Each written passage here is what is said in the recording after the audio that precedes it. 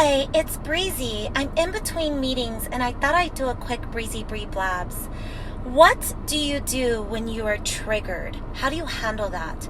So being triggered means someone has crossed a boundary with you, whether it is physically, emotionally, mentally, spiritually. It doesn't matter how you define it, you know it because you can feel it. Now, usually when I'm triggered, I have this feeling of ouch. It's like somebody came up and pinched me. It's exactly how my body, my mind reacts to being triggered. So what do you do when you are triggered? Now, typically when you're triggered, you have a few different emotional responses. Anger being one of them, defensiveness, even being sad, feeling insecure. And it's really important to identify what happens to you when you feel triggered.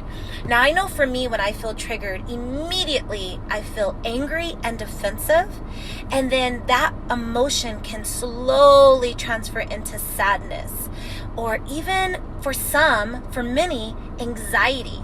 That feeling where that pit in your belly or feels like butterflies, but not in a good way. And what I've learned to do over the years is to immediately identify that feeling. And if a person has triggered me, and if it's a person that I care about and I want to have a relationship with them, I tell them, ouch.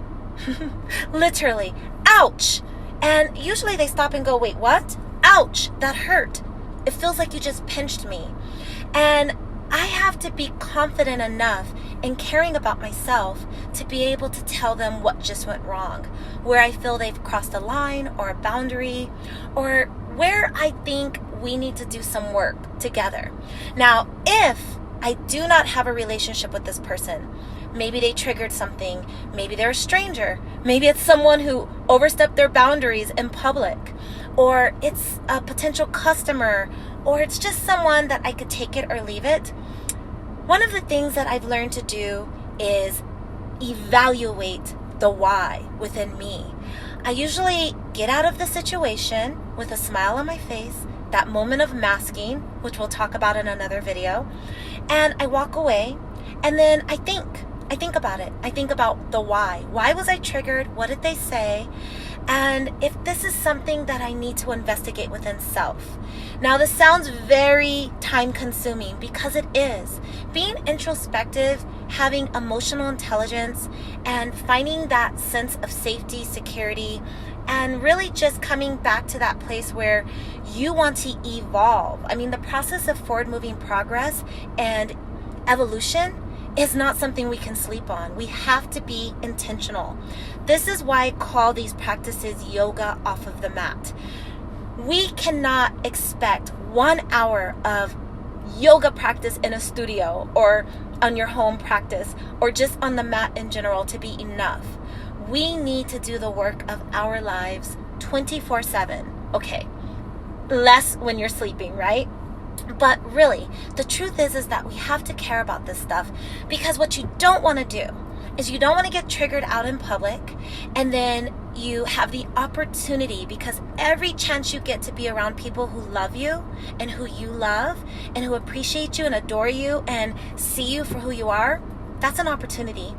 You do not want to take out your frustrations, your triggering, the issues that you haven't dealt with your shadow side.